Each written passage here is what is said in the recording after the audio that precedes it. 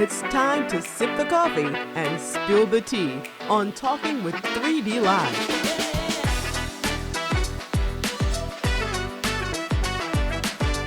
Here's your host, Derrick Dixon. Welcome, ladies and gentlemen, to another exciting episode of Talking with 3D Live. I'm your host, Derrick Dixon, and this right here, this is where we sip the coffee and spill the tea. And today, we're going to be spilling some tea with Tim, Hollywood Tim, Just Tim Megginson is in the house, ladies and gentlemen. Finally, I get Tim right here in my studio on Talking with 3D Live. So I'm so excited. Listen, before we even get started, do me a big favor. Click it, love it, share it, do all those things. Make sure that you are subscribed right now to Talking with 3D Live. Tell a friend and make sure that you can go back and watch past shows as well. We're here every Tuesday, 7:30 p.m. Eastern Standard Time. So again, this is an iRoast film production, but it is all about Just Tim, Hollywood Tim. It's all about you. It's just brother. all about you. This looks outstanding. You got the nice cameras and the setup and the lights. Yes. You're doing good for yourself. Thank you. I feel special.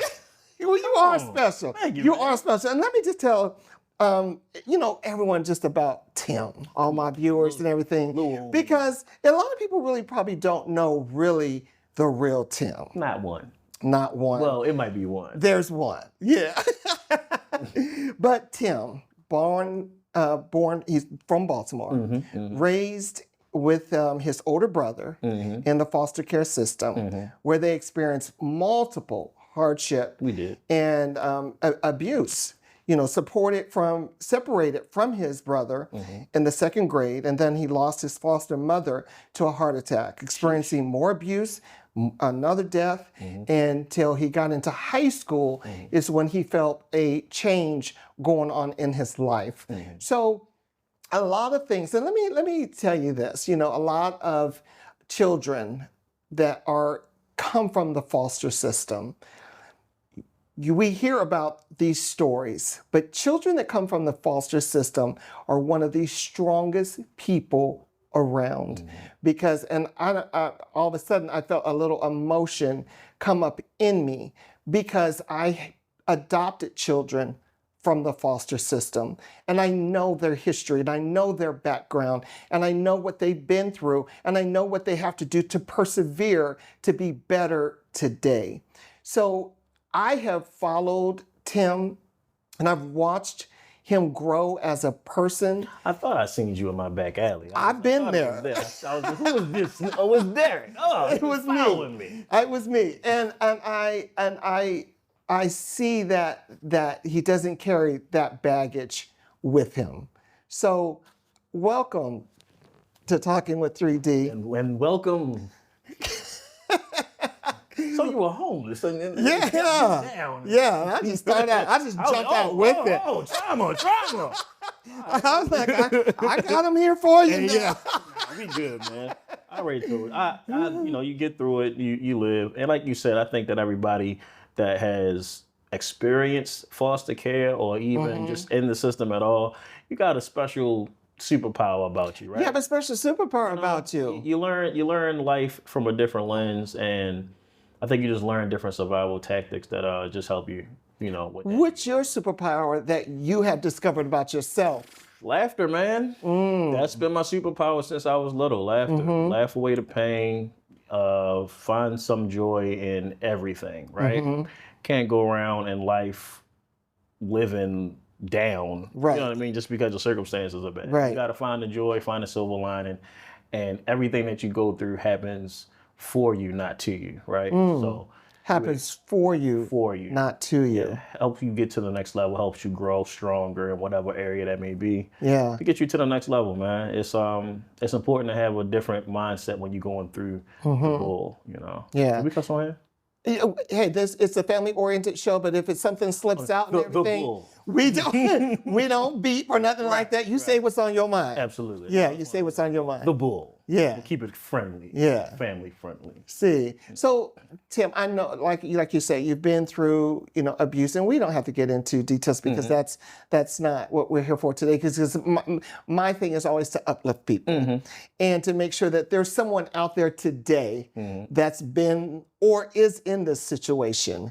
And like you say, how did you as a child, what did you see as the silver lining? Like, I'm going to beat this.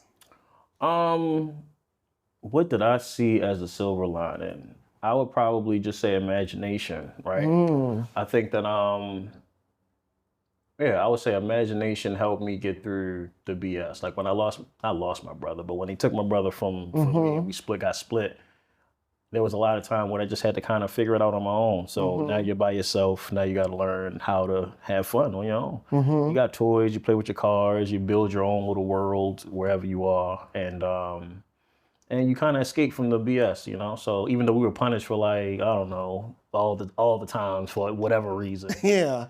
And you didn't even understand the reasons. And you don't understand. It's kids just doing kid stuff. Or you didn't find a remote that you said was in the living room, but was actually in your Get to your room and you ain't eating the rest of the night. It's a lot. Yeah. But like I said, just finding your paradise within the BS, right? And I think that helped me out a lot. Yeah. I know that you thought you was a rapper at 8 years old. What, son? You thought you was a rapper. Well, boom shakalaka? You did boom shakalaka. Boom shakalaka. I'm a and dunk your face, even though I got the mace. Come on, brother. Who talk? Did you give him the song? Come on, boy. Where? That was a platinum record. It was produced. It was Busta Rhymes, I think, reached out, and I was like, "No, I can't get that to you." Yeah. But yeah, Boom Shakalaka was my very first rap, and it was the best rap in the world. And that's where it stopped. That's where it stopped. Well, actually, no. So Boom Shakalaka was the beginning. And then I had Barney's Dad. What else I had? I had a bunch of them. Yeah. But then Hungry Peoples was the one that went triple platinum in middle school. In middle school. Hungry Peoples. Did you get on stage and Oh, I did. I was like lunchroom. Right. Everybody was like, "Yo, we want to hear Hungry Peoples," and I was like, "Yo, what?" Let me get y'all wake up in the morning, want a bowl of Cheerios. They don't know that's where it came from. That's where they came from. Right. Hungry Peoples was the one. Hungry People. Yeah. I just like playing with words, man. It was fun. And then, you get older, you get a little cooler. Then you start rapping about food and start rapping about guns and violence. Right. Crazy. You shouldn't do that. Yeah, you shouldn't do that. Because guns and violence are bad. Yeah. So children that are watching right now, guns and violence. Please rap about cereal. Cheerios. Cheerio. Yeah, that's Hungry People. Hungry People. That's your vibe. Okay. Amen. So high school, you find this vibe that you're going to act. You found your acting niche. Yeah. So high school was when I got bit by the bug, right? So I did church plays and stuff with my shout out to Rebecca Marrow. That's my grandmama. She rest in peace. But she put me in all the church plays. I was a pastor, deacon, usher, singer, dance, everything. What was your favorite deacon voice? Let me hear that. Well, I use it from time to time. But this is the one that I tend to go to, the old Fred Sanford-esque. Right. But yeah, man, Catherine Orange, who I think probably still runs Everyman Theater. I hope she does. What's up, Catherine Orange? She put me in a play called, it was The Comedy of Errors. And I want to say Shakespeare, and I was Antipholus of Ephesus. And that was so it was about these two twins who kind of got mixed up, and then the comedic twin, which was me, got to come in and do my thing. And when I read the play, because it's all this and thou and thus and though, when I read it, my interpretation of the character, she said she never seen before. So there were comedy moments in the play that she didn't even think of that made the play go off. And she was she poured into me so much, and she convinced me that I should be an actor. She just said, you got something, and you need to stick with this and do what you do. And I've been doing it ever since. So, Ever since. Yeah, she told me all my stage stuff, all my theater stuff, everything that I got from theater, I got from Miss Orange. So shout out to Catherine. To Miss Orange, Catherine Orange. So thank you, Miss Catherine Orange. Thank I'm you. telling you, you introduced us to Hollywood Tim. Come on. Today's episode of Talking with 3D Live is brought to you by iRose Films. iRose Films photo booth will capture every special event, from birthday parties, weddings, baby showers. They also specialize in 360 booths, also videography. So please make sure that anytime that you have a special event, contact iRose Films, irosefilms.com. Where did the name Hollywood Tim, where did you pick that up from? So at first, for the longest time, I was just Tim. Right? When I first started, and the story about just Tim, I think that's funny. When I first started comedy, right, it was like a hallelujah night because it was comedy for a church. My homeboy Danny Showtime Hawkins, he said, man, you should get on stage. He kept calling me a bunch of whores, and I'm like, yo, I can really do this. And he kept calling, you know, when they start telling you can't do it, that's when I say I can. Right. So I went, and it was like an open mic, and I didn't have no set. I didn't have no nothing, no name. And he was like, hey, which one we bring you up as? The guy, the host. And I'm like, oh, it's just Tim, just Tim. He's like, all right, give it up for just Tim. And I'm like, no, Nick, I meant Tim, whatever. So just Tim, and just Tim stuck forever, right? So shout out to Thea Washington, a good friend of mine who is also a phenomenal casting a director, producer, everything. She does everything, literally. She was like, yeah, you can't just be just Tim. Because my thing was, you know, I'm just Tim. Wherever I go, however high I'll get, I'm always going to be just Tim. It was just me being humble, you know. I don't care how big I get, I must always be just Tim. She was like, no, you more than just Tim. You Tim extraordinaire, you this, you that. And I'm like, all right, then, you know, well, what can I use that hasn't been used already? And I typed in Hollywood Tim, and I didn't see nobody with the handle. So I was like, okay, Hollywood, because that's where I want to go. I want to go to Hollywood. And so I got up and I changed all my stuff, all my socials and everything. And I was like, Thea, look what I did. She was like, nah, Hollywood Tim ain't it either. Because when you get to Hollywood, now you're just Hollywood. You got to be bigger. You worldwide. I'm like, look, I ain't changing my name no more. So Hollywood Tim stayed. Hollywood Tim. That's where it came from. Yeah. So Tim. Just Tim, Hollywood Tim. All of the Tims. All the Timothys out there. Tim, Tomini. When did you, as Tim, just not as Tim, when did you realize about yourself you had something, you had talent, you was, like Thea said, more, there was more about you? I've always liked to entertain and just be in the mix. That's just always been my bag. I've always made people laugh. People always said, you know, you're funny or whatever. I would say when somebody took a chance, Alvin Gray took a chance on me, and he made me one of the leads in his movie Check Please. Shout out to Nichelle. Nichelle told me to get locked in with these guys. Alvin said, hey, we could use you. He let me kind of do my thing. And I just thought I was just another character in the movie. And then when the movie came out, I got so much feedback from other people like, yo, you killed that movie, you did your thing. And I was like, oh, okay, I might have a little something here. So and that wasn't even but a couple years ago. But I've always felt like I had it. I just didn't have the movie to like show. I still don't feel like I have that movie that's supposed to be like that starring role. I might have a couple in the tank, but they haven't put them out yet, but I still haven't gotten that movie that I want that's like, just to let them know I've arrived. Who you are. Yeah. So we're still waiting on that. So you did The Actor That Got Chased Around the City. We did, yep. You did also that. Alvin Gray. Yes. Check Please. Check Please. Which you were very, very funny. Thank you. And Check Please. Thank you. The Actor That Got Chased Around the City. And that gave you more of a different, more serious type, serious dramatic type role. Yep. And then also you do Words, Wings, and Wine. Words, Wings, and Wine. Shout out to So you host that. You're like the host of it. I am the host. Yes. So a funny story with that. Tice just basically was trying to grow, right? And he didn't have time to keep hosting and do this and also attend all the meetings and do everything else. So Like one day he was like, "Hey, I need you to host for me," and I said, "Okay, that's cool." And then like on that night, he was like, "Yeah, we'll give it up for y'all new host." And I'm like, "Oh, wait a minute, whoa, You the man Mr. now. Krabs meme, like what's going on, right?" And he was like, "Nah, you're gonna be the new host. It's fine, you good."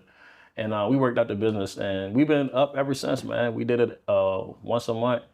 Then we're at once every 2 months because it's grown so big now. It's we have it over at every first Friday, or most of the time every first Friday, but every other Friday now. We'll have it at April 10th coming up next. Okay. For the next Words, Wings, and And are they always at different locations or the same location? So we've grown so much. So we initially started, I think we were at the garage, then we were at what is that, La Familia. We went to what's this old Hammerjack spot? Old Hammerjack spot. I forget. Old Hammerjack spot. We went there. And then we finally made it to M&T Beck Exchange, right? So now we are M&T Beck Exchange exclusively. We're on Ticketmaster, first Black poetry event on Ticketmaster. I think that's a big step. And yeah, man, we've been doing it. Think Def Comedy Jam, but in Baltimore. Like it's dope. So we get comedy, music, poetry, lots of poetry. Poetry is the main vibe. And it's been growing ever since. We have a great job. We have a painter on stage. Shout out to Renee Chris. And just an all-around fun event to take whoever and have a good time. Yeah. Yeah. Nice. So I wanted to ask you, what would be the ideal role for you? Because of course they want to box you into comedy. Always. Which I always think that you're great at comedy. I think you're quick on your feet and you're good at what you do as far as comedy. What is your ideal role? I actually played it. Now I would like to see where that goes. But shout out to Tyranny. Tyranny is a good friend of mine that I worked with. I seen her on a project, I think it was Last Supper, and that's when I met her. And she was just kind of seeing me on set, and she thought I was kind of cool, and I thought she was cool. We talked, and she was like, "Well, what kind of movie would you?" She asked the same question. What would be your dream role? And I said Split. Have you seen Split? Who's in Split? I wish I could tell you his name because I'm horrible with names, but. The character, he played like 7 different people, right? Because he had like schizophrenia and just split personality disorder and all that. But he played like 7 different people. And I was like, something like that would be challenging and like fulfilling for me, just to be able to do all those things. I think that's something I would have. If you saw Nurse Ratched, there's a character in Nurse Ratched. Okay. Excuse me, and she plays. Nurse Ratched? I don't think I know. It's on Netflix. Okay. But you have to go watch Nurse Ratched. Check it out. And there is a character, and she plays several different. She has schizophrenia. Yeah. She plays different characters, and that's what attracted me. I loved her, and her playing that and her role. But again, I'm sorry, I don't know her name, so excuse me, I don't. Right, we need to get it together. Yeah, we got to get that together. Our memory. I'm telling you. I'm 40s. Yeah. What's that name again? I don't remember. Yeah, so that's hard to remember. So I played a bunch of characters in this movie called Severance. It's a short film that she created for me specifically. And me and her got to play around with that for about 10 minutes, and it was dope. And I want to show it, but I can't show it. We got to get to the whole thing come out. Yeah, the circuit and everything. Which is that your most rewarding role that you play, or what is your most rewarding? Honestly, for me, yeah, just because I wanted to play that role really bad, right? And she made it happen, and I thought it was dope. Now, I would like to see it go to the fullest capacity. Let's make it an actual whole movie and see what it does. I think that would be dope. But yeah, I would say the most fulfilling for me, just as an actor. And I would like to explore more roles like that, or just roles that people don't expect me to be in. Yeah. Because, I think comedians too have a superpower where we can tap into the drama really heavy. Like you've seen Kevin Hart do it with. I've seen Kevin Hart do it. I've seen Wayne. You know what I mean? Like, Marlon Wayans. Yeah, like, I saw Marlon Wayans do it. You saw Jamie Foxx do it. Monique. Like, Monique. It's so many people that tap in, and it's like. I think it's just because comedians can naturally go there. That's because we have a dark sense of humor, I guess. So I don't know, but it's. I think we take our pain, and I'm not considered a comedian. But you've been getting your comedy on too. Don't get it twisted. Don't get it twisted. Don't act like you try. I'm a big comedy. Get out of here, bro. We seen your plays. But I turn my pain Yeah. into comedy because I do believe laughter It's a gift, is man. the best medicine. For sure. You know, and I think as Black, brown people, we do that a lot. You know, we turn that We don't take nothing serious. No. It can We be could. I tell people I was at a funeral one time, and they kept calling the man, you know, Bobby, and the wife finally yelled out, "His name is Ralph." We all died laughing. Hilarious. You know, but Rest in peace, no Dr. pun. Ralph. Yeah. Let's talk comedians. Okay. Who is your favorite comedian? Dave Chappelle. Dave Dave Chappelle. Chappelle is You the know, funniest man in the world. let me tell you something, Tim. I've always known of Dave Chappelle, but I never watched. Stepped into his comedy special. Never did, because I think I was immature that I didn't understand it. Okay. Now that I'm mature, Hilarious. I get it. Dying. And he is hilarious. I love me some Dave Chappelle. What attracts you to Dave Chappelle? I first got introduced to Dave Chappelle on, I think it was Nutty Professor. He was a comedian. Yes. I didn't think he was that funny on there, but that's what sparked my interest. And then he did a movie called Half Baked. And I'm like, oh, he does comedy, movies, and everything. And it was like, that's what attracted me to him. Just him being able to do all of these things. And then when the Chappelle Show came out, I was like, oh, this man is crazy. I want to do that. Very creative. Yeah, man. He's very creative. And he could just sit in a chair and command the audience. Just sit and smoke a cigarette. Smoke a cigarette, not even move. The art of storytelling, man. Like, I think he's the best storyteller that is. Him and Ali Sadiq. Ali Sadiq tells the story. So like him, Ali Sadiq are probably one of the best storytellers out there that could just draw you in, and then when you least expect it, smack you upside the head with some comedy. It's pretty dope. Yeah, it's good. What is the hardest challenge that you found about being a comedian? About being a comedian, I'm going to say it takes a long time to find your voice. I think when I first started, I think who was I under? Larry. I went to Larry Lancaster. Shout out to Larry Lancaster. I went to his comedy class, got my little certificate, and I thought I was going to be the man and be out there. And I got on a show with Cleon. Shout out to Cleon. And he was like, when I first met him, I'm like, yeah, I'm up and coming. I'm doing this, that, and third. He was like, how long you been doing it for? I'm like, a couple months. He was like, dude, it's going to take 7 years for you to be able to do anything. And I thought he was hating on me. I'm like, nigga, what? Like, it took you 7 years. It ain't gonna take me 7 years. He was like, all right, nigga, well, do your thing, you know, good luck. 7 years later, I still ain't found my voice. And I was like, dang, like, this nigga was right. So I think I really didn't even find a voice in comedy probably until maybe a year ago. And I've been in it for like 15. So finding your voice is the hardest thing, because when you up there trying to do whatever your comedy thing is, it's like you gotta fight all the stuff that you've already heard, and now we gotta fight social media.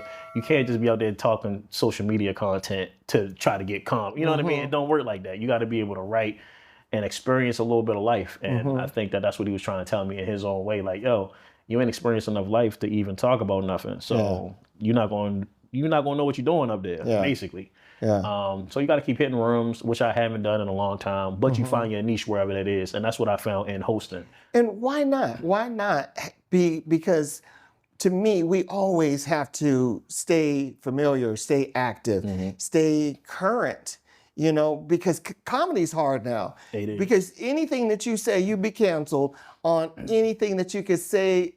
You know, people are very touchy nowadays. Comedy's not where it used to be, where you could just say it and it'd be funny. Now you got to go back and apologize. And I think that's where people mess up. Like, you don't can say apologize for what you said. And that's what that burns me up. People like Ryan Davis, Marlon Wayans that are like, hey, this is what I said. That's what I said. And keep it pushing. Yeah. And whoever want to cancel, you cancel. I saw whatever. something I don't care. that Simone had said, who I love Simone. I think she is hilarious. I saw that.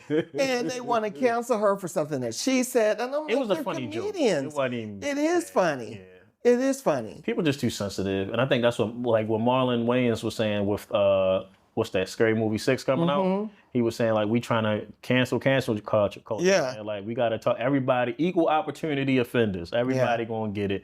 Everybody should be able to be.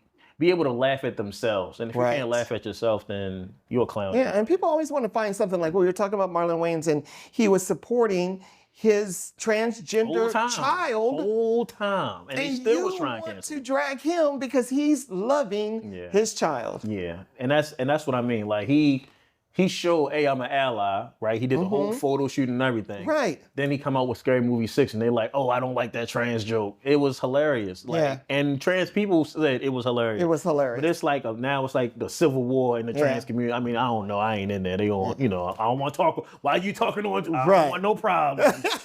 I don't know. I'm talking with 3D. You know what I'm saying? I'm just having a conversation. Right. And then you had your own photo shoot. That was just a little bit controversial. You had a birthday. You was out on the you was out on the balcony, and you was in all your glory. Why was that liberating for you? Listen, you come in your birthday suit, you leave in your birthday suit. I just felt like bringing in 40 with my birthday suit was just right. You guys if you want to know, go on Instagram and you're gonna find it. Look, I was out there just enjoying life, and my lady just so happened to see me out there and just was like clickety click, Snapchat. And I was like, "Can I post this?" She said, "Yeah." I said, "All right." Yeah, because you couldn't see. You couldn't see, Right. It was cool. It was the silhouette. Yeah. Somebody on there was like, "Turn around," and they were like, "What you got to lose?" And she was like, "A lot." I know that's right. Stop playing with her. Well, let's talk a little bit about your lady. I don't want to talk about her. Somebody real special. We think that you guys are the power couple. Oh, come on, y'all. You really are the power couple in the DMV. Tia Mitchell. Come on. Is not for long. Not for long. Not for long. Well, and the reason not for long because you proposed Baltimore Be More Lifestyle. I did. And everybody was watching. It was first off, where did you come up with the idea?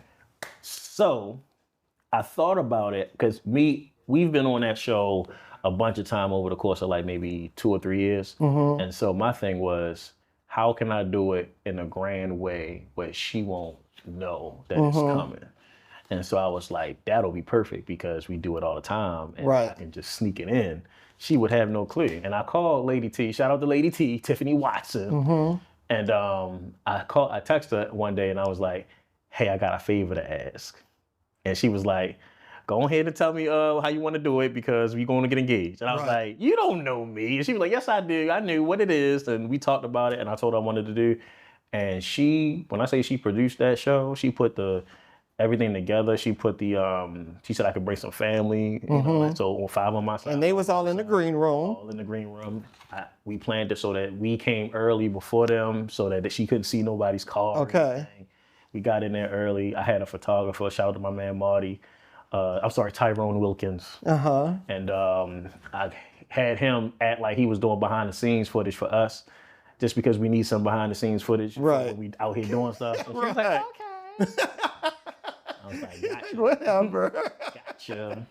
So yeah, man, it was dope, and we set it up real nice. She told me when to say when I was going to say, and then we just did it. I had a speech that I thought I was going to say, but it didn't come out. I just was like, okay, well, we doing it now. We on this live. We here. We got to make it happen. Yeah. And so we did it, and she was like, oh my God. Yeah, she said, oh my God, like about 50 times. She said, oh my God. Oh my God. Oh my God. Oh my God. And we're like, did she say? I was like, God ain't do it, I did. But we were like, did she say yes? She didn't. She said, oh my God. Oh my God. She said yes when we came back from break. She was yes. like, I mean, absolutely yes. But first she said, oh my God. Yeah. So I think I did a good job. Yeah. The oh my God, let me know. That you did. I did a good job. Yeah. You did a good job. That's my best friend, man. Yeah. Yeah. Your best friend. And then what a wonderful thing to marry your best friend. That's real. Yeah. It's wild because it's like. When did you, because we were always trying to figure out, when did this happen? Yeah, and everybody.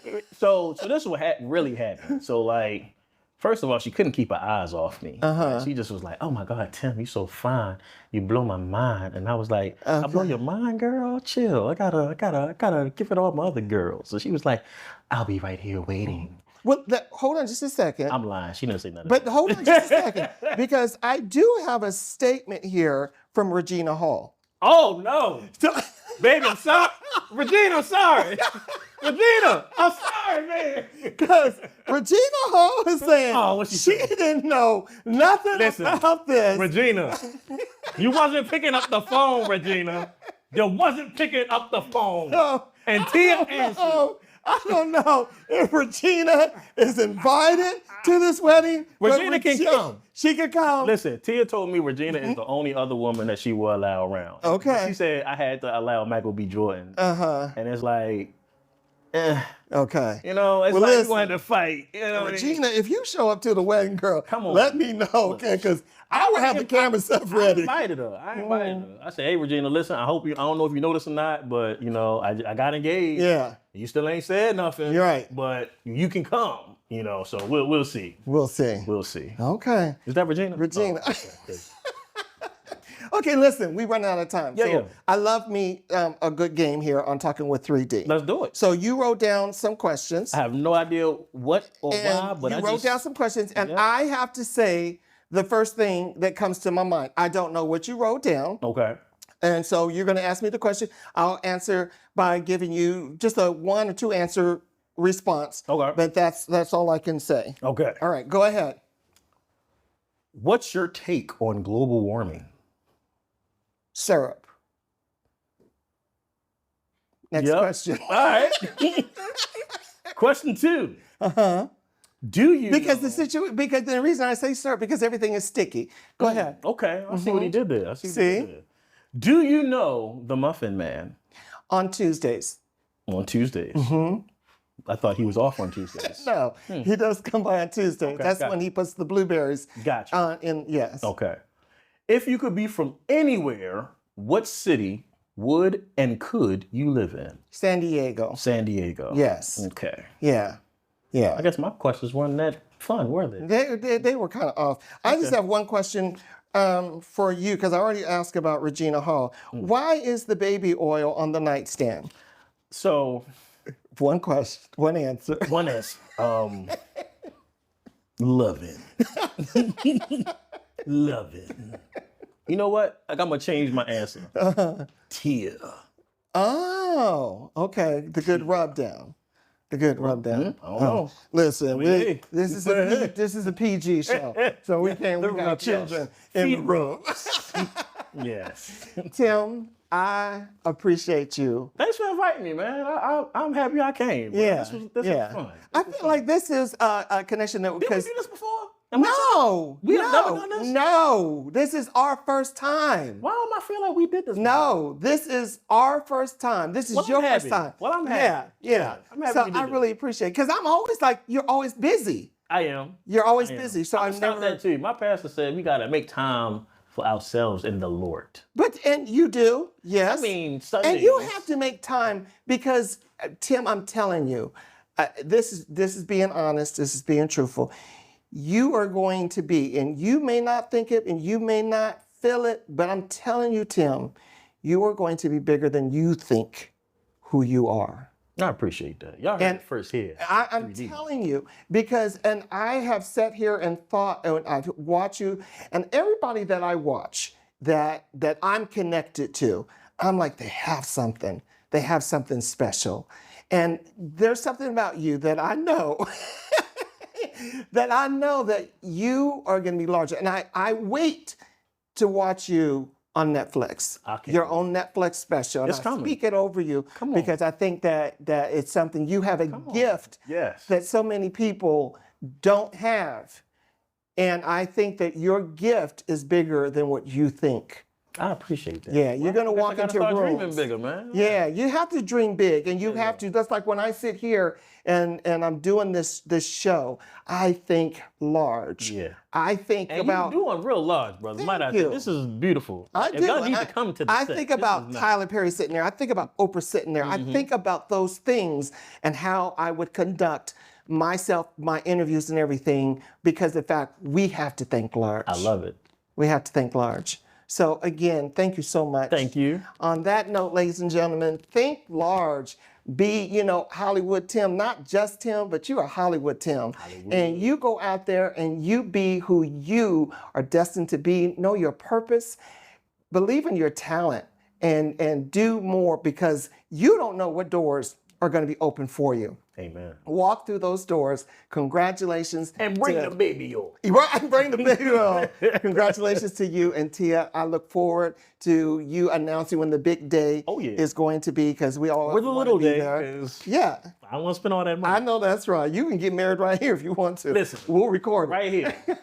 On camera. And I married my executive producer. I officiated his wedding. Come on, officiate. So I can officiate your wedding too, right here on Talking with 3D Live. But ladies and gentlemen, listen, please make sure that you click it, love it, share it, go out there and do all those things. Make sure everybody is tuned in to Talking with 3D every Tuesday, 7:30 Eastern Standard Time, because this is where we sip the coffee and spill the tea.